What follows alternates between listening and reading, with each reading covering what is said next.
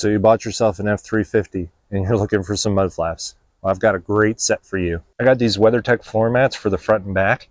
They're pretty rigid, which is really nice. Easy install, no drill. All you have to do is remove a few screws and then maybe put in a couple clips and screw them right back into the same place.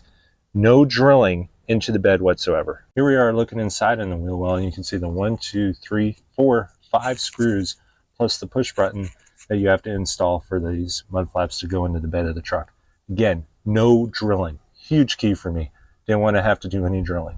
It took about 15 minutes to install, and they even offer you a seal protection here that will help to protect your paint. The nice part with WeatherTech is you can pair this with the front mud flaps so you can prevent the slinging of rocks up into your running boards, which drives you crazy when you're driving down the road. So if I replace my truck tomorrow, would I put on the WeatherTech mud flaps over the Ford mud flaps again? Yeah, absolutely.